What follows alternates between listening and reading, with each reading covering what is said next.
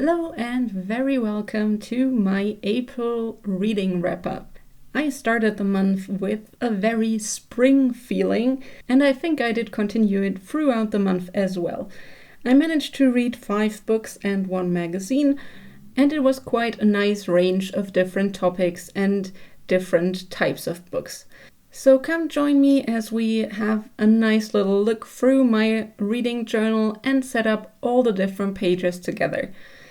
For the first book in April, I picked something a bit more easy and nice to read because I just finished March with an almost 800-page long book, and so I figured I want something less tense and just something nice and cozy.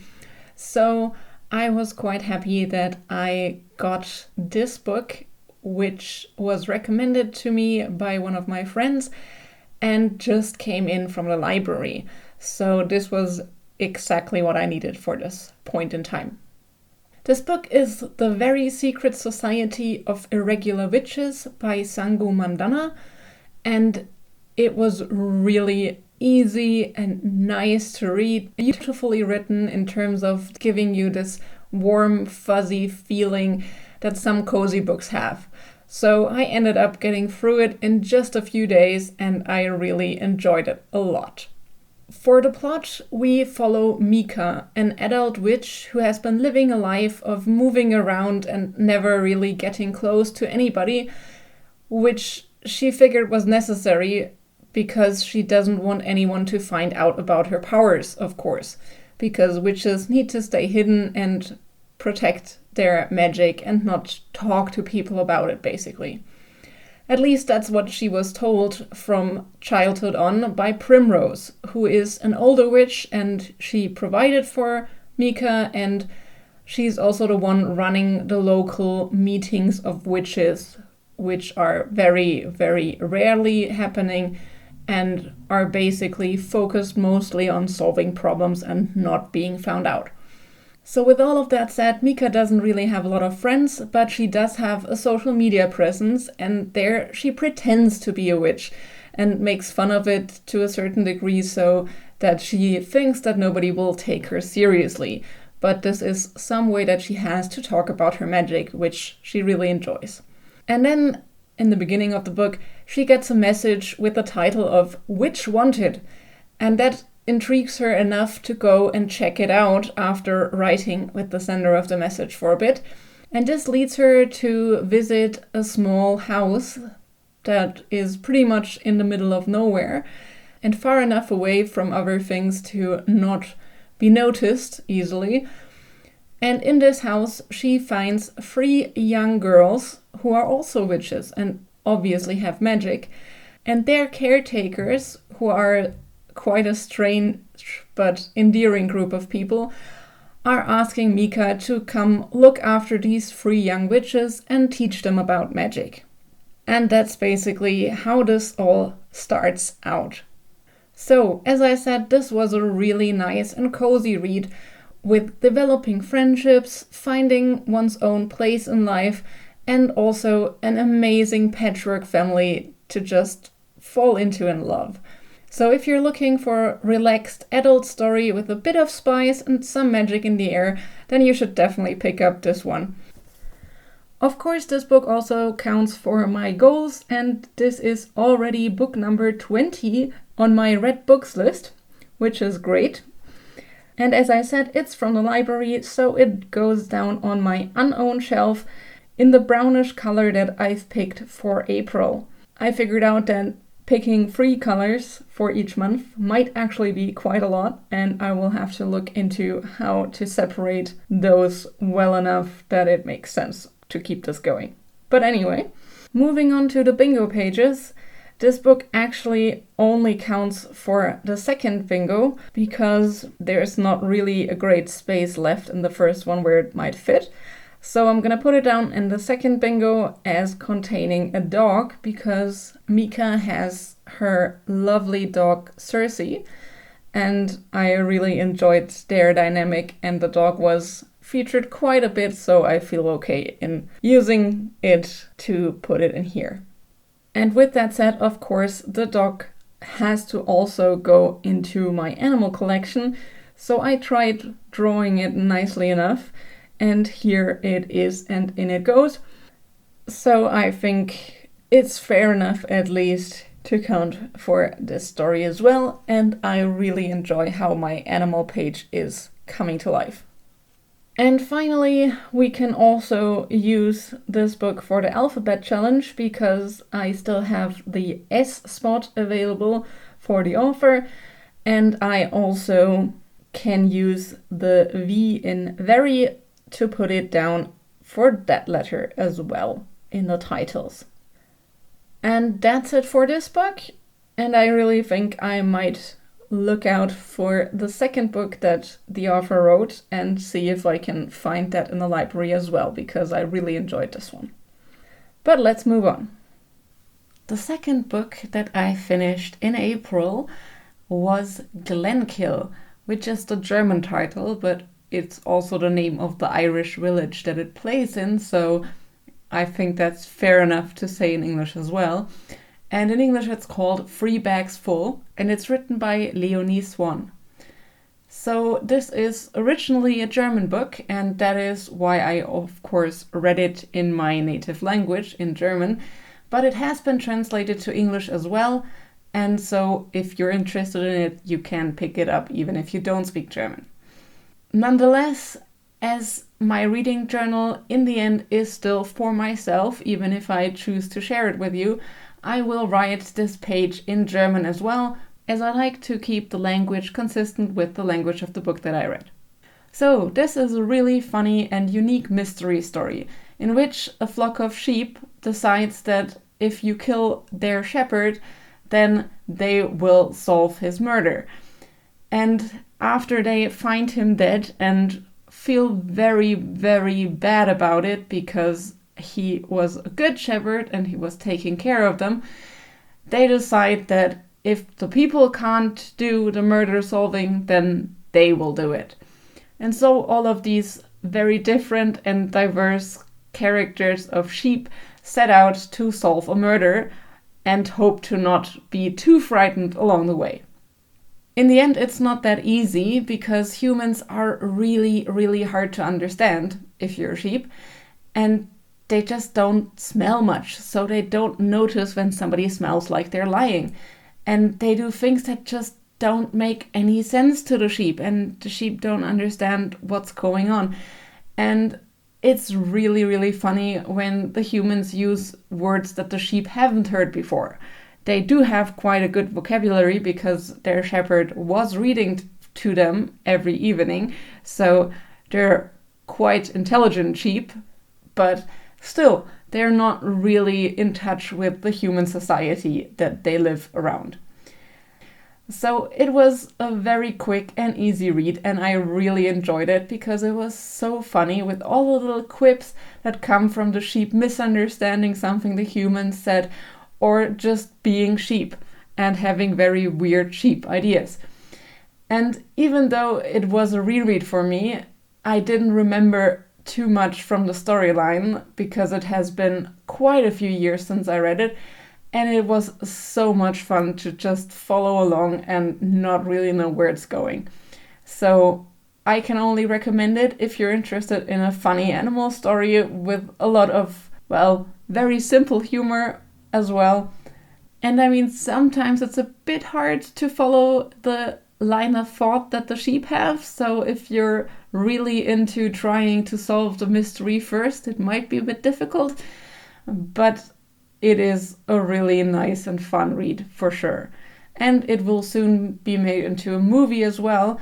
I saw the trailers, and that's part of what made me pick up the book for a reread. So yeah, if that sounds interesting to you, I recommend you pick it up. With that said, let's go ahead and look through my goal pages. First up, it is the 21st book that I read this year, so let's take it off there. And also, it was my reread for the second quarter, so I'll take it off at the bottom as well.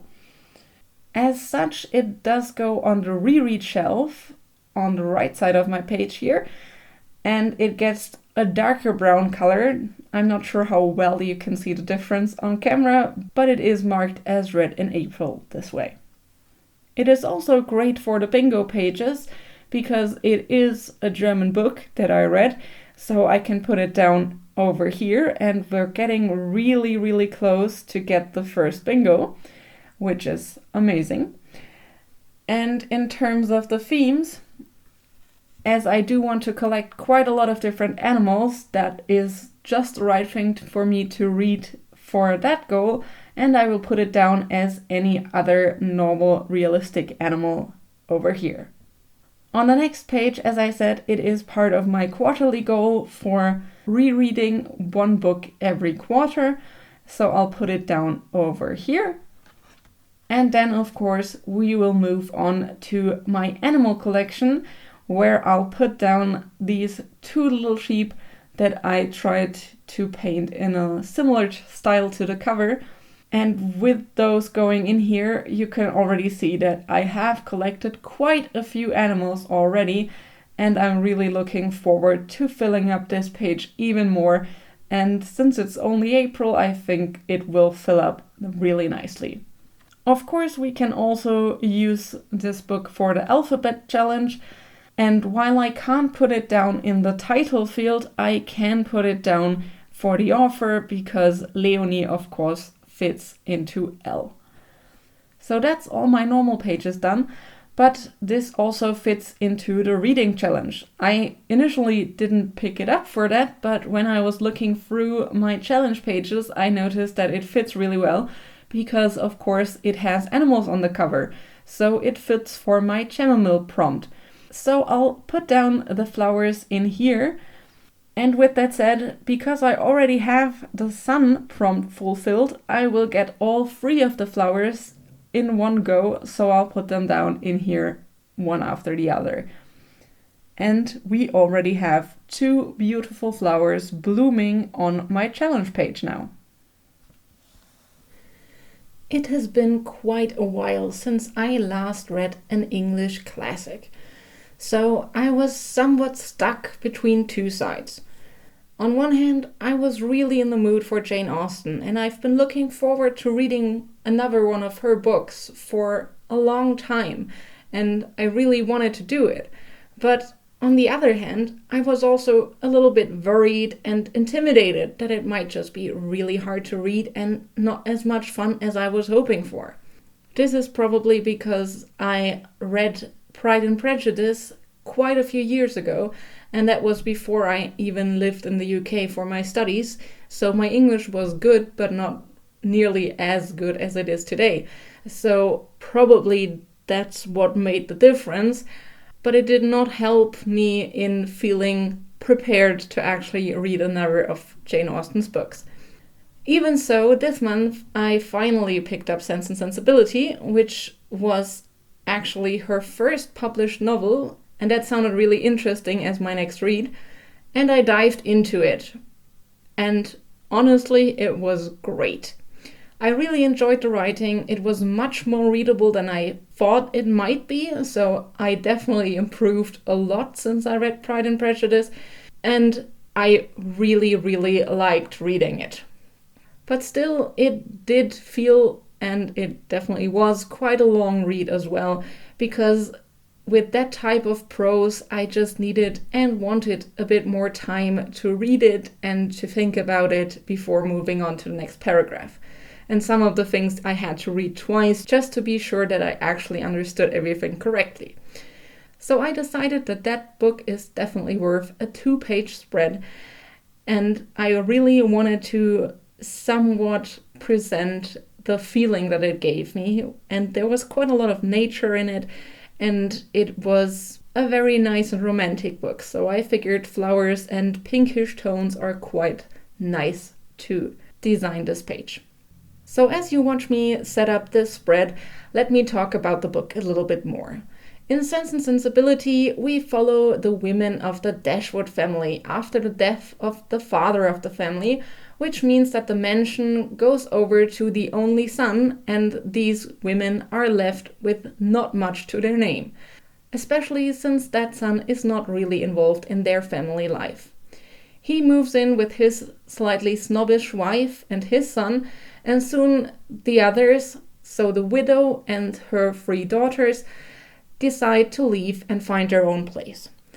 They can only afford a cottage, however, so life is a lot simpler and not as they are used to it. But they do settle down, and the 2 older daughters, Eleanor and Marianne, go looking for husbands. Of course, this isn't quite straightforward, because it never is in a Jane Austen book, and we do follow the struggles of both daughters, with Eleanor being the more proper one who embodies sense and the reason, and Marianne being more sensible and a lot more drawn to moods and strong feelings. This contrast is quite important for the whole book and the storytelling, and that's why it's making up the title as well. All in all, I found the book really interesting, and it was great to see the nuances in the book that especially were there for the antagonistic characters, who are portrayed much more deeply and much more understandably here in the book than they were in the movie. So I felt like I could see the different points of view much better in the book, and I really enjoyed getting this additional bit of detail for all the characters, even though I still like the film, which is the BBC miniseries, which I just rewatched as well. So yeah, I will definitely be reading more of Jane Austen in the future, and most likely Persuasion will be next because it's already waiting on my physical TBR. But let's move on. Of course, this book will go down in my goal pages as both another book read and also as my physically owned book for the month of April. Apart from that, it is one of my priority reads for this year, so I can finally tick another one off on this page before we can head on to the bookshelf and find it in my owned books, which is great because I really need to read more of those, definitely. So let me fill that in the right color before we head on further to my bingo pages. And I do still have the square open for a classic book, so this book will fit there really well. Let me put it in there. And also I can use it for my themes bingo because, of course, people are traveling by carriage quite a bit in the book, and that is one of the types of travel that I was still looking for. As my monthly physical book, of course, it also goes down into my monthly goals, where I will just pick the blue tone of the cover for my background and put it in here. And that's it for this book, because unfortunately I don't have any spaces open where I could put in either Jane Austen or Sense and Sensibility for my alphabet challenge. It is filling up really quite a lot already. With that said though, we do need to go to one more place, which is my spring reading challenge, because this cover has a beautiful border around it, and so I can use this book for the plantain plant, which is here on the lower left side, and because I already have the sun prompt fulfilled, I can put up all 3 flowers at once, since they will be growing really well. And there we go, another challenge prompt down.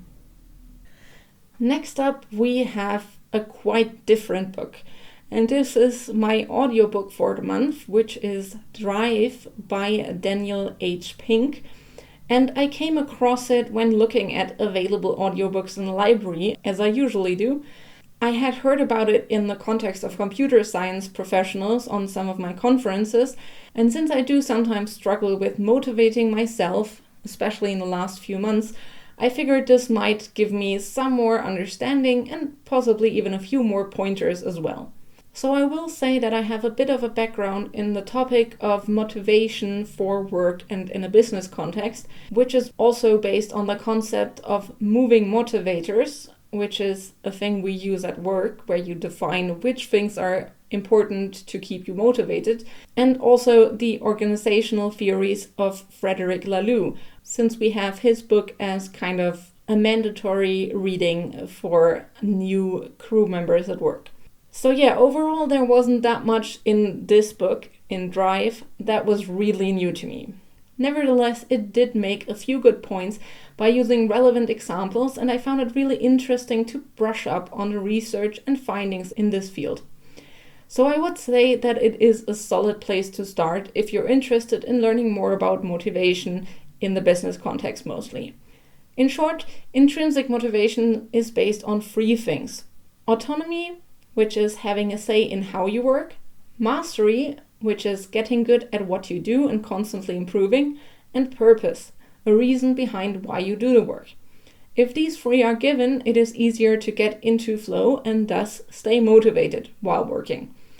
For me, personally, I realized that while I have some autonomy in how I do my work, I feel like I have no say in when and with who.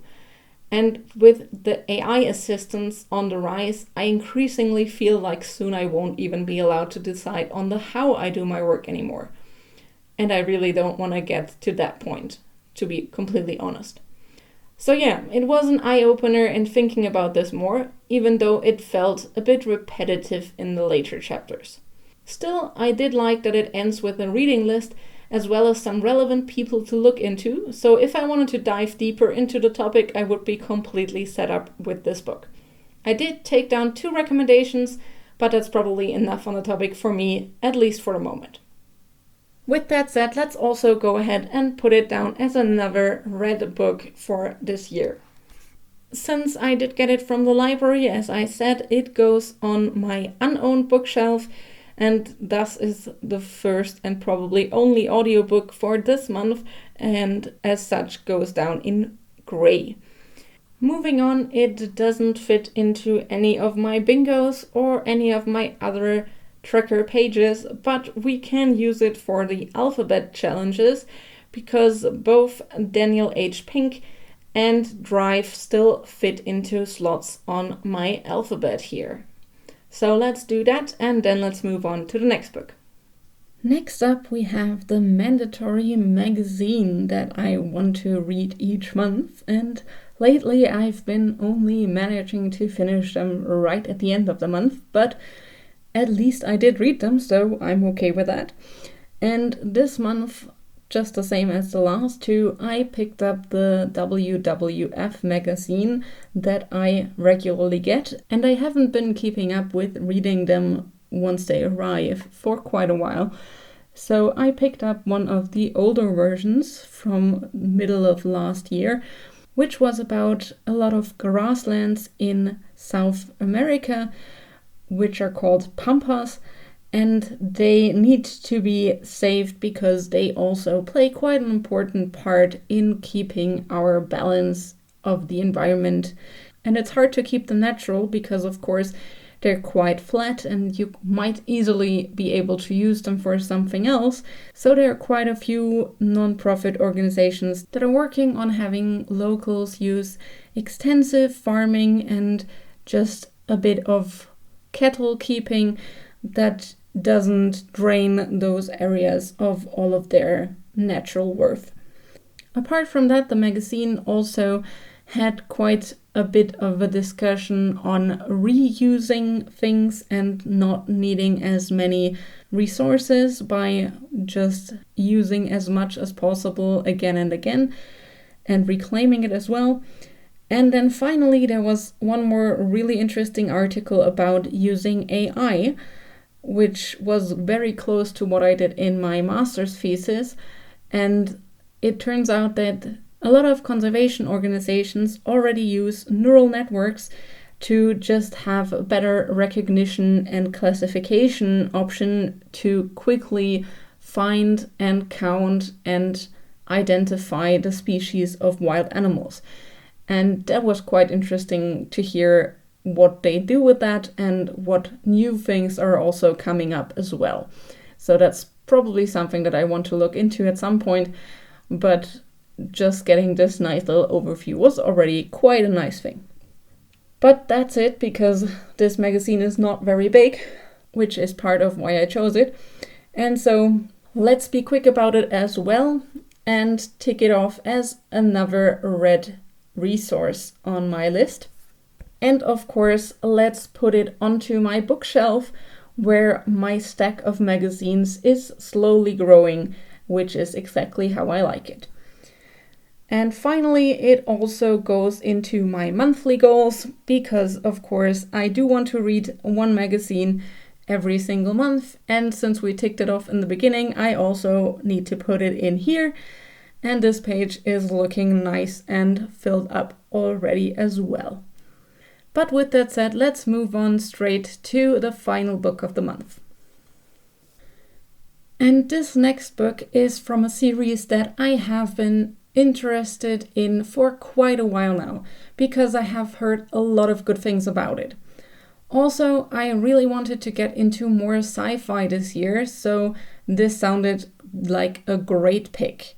So let me tell you something about Red Rising by Pierce Brown. Luckily, my library has at least the first 3 books of the series available, so I decided I would give it a try and start reading through these books as well.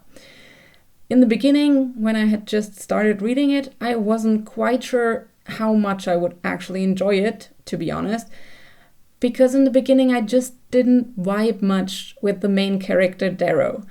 But the setting was absolutely intriguing and I really wanted to know more about it. So with that said, I obviously kept on reading, and let me tell you a bit more about the setting and the story. Humanity has expanded out from Earth and created colonies on different planets and moons throughout the solar system. And this expansion, of course, is driven by the most powerful people of the whole society. And this society is structured into different layers, and the leaders are the Golds, who have almost superhuman strength, while many of the other colors of humans are being bred to fulfill different functions. So some of them will be scientists, some will be medical professionals, some will be doing normal servant stuff. And then there are the Reds, which our main protagonist Darrow is one of. And they are the lowest caste, and many of them, such as he, work in the mines. It is a really hard life, but his family and his social circle are tight, and they have settled quite well down underneath the surface of Mars. His wife is not content with the situation, however, and she always talks of revolution and of how everyone is just being suppressed. So when she commits a small offense that would normally not warrant it, she is killed by the overseers for that. And with that happening, Darrow, who loved her a lot, is dragged into the greater revolution going on around them. So I won't say more about it because I don't want to spoil it, but there is a kind of war game going on there as well, so it is quite interesting to read and it keeps you entertained. But I will repeat myself in that the setting and the concept behind this society are the things that were most interesting for me, and I really enjoyed understanding more about it. I did warm a bit towards Darrow, but he never turned into what I consider a favorite character or anything like that. Because for me, his inner thoughts and ideas simply didn't resonate as much as those of other characters. So I don't quite know how I feel about him, but he was good enough to follow, so I will definitely be continuing.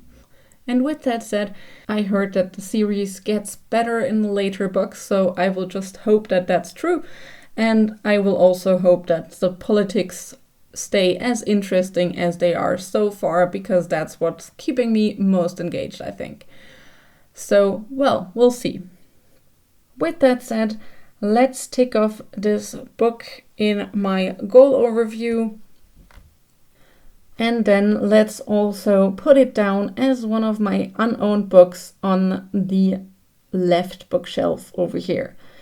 As you can see nicely with the patches of colors on this page, I tend to get 2 books and an audiobook read from the library every month, and it's quite funny to see that it seems to always be the same amount every month. So I just enjoy seeing that.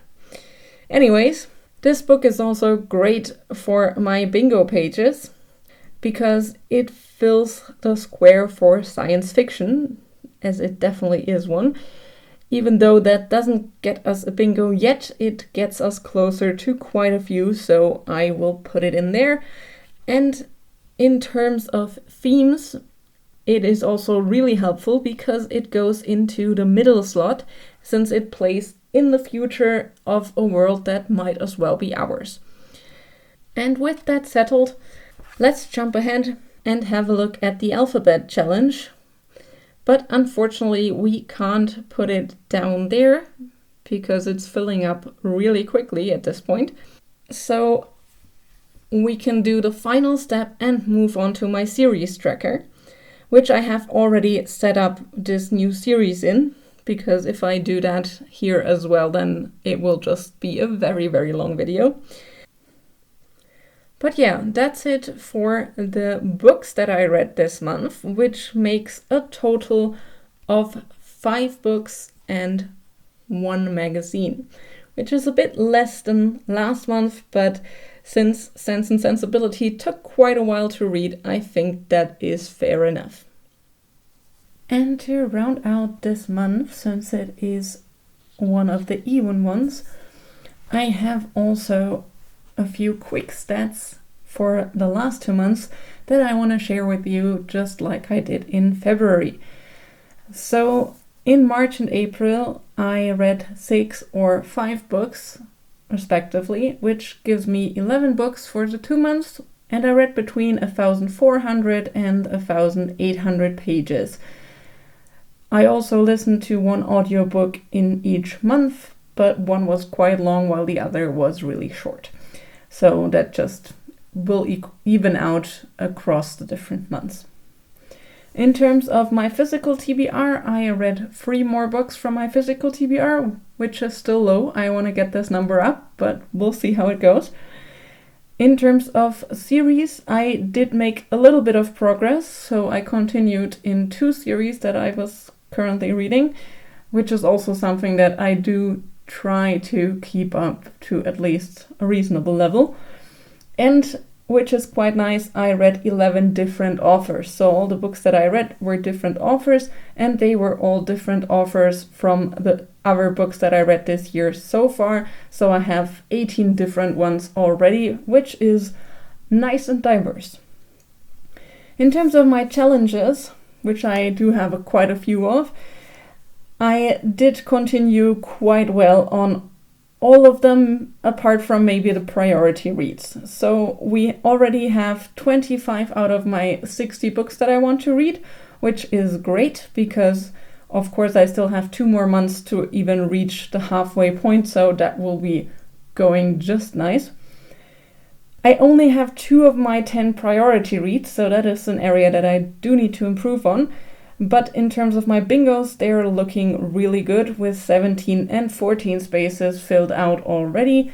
And the alphabets are quite funny as well because I have 16 for each of them. Not the same letters though, but filling up nicely.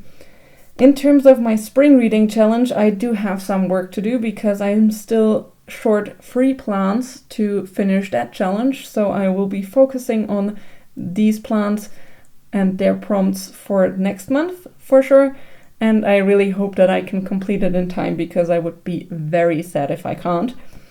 And in terms of media types that I read, I did my reading quite as an equal spread out between physical and ebooks. So 4 physical books, 5 ebooks, and 2 audiobooks. As I said, I tend to have about 1 every single month. So yeah, stats are looking good so far. And I hope this year will continue as nicely as it has been going. And with that said, that's all from me for this lovely monthly wrap-up. So I hope it was interesting for you and you enjoyed it. If you did, please consider sticking around and coming back in the coming months as well. I do have some quite nice videos planned as well. And I did do a little book haul.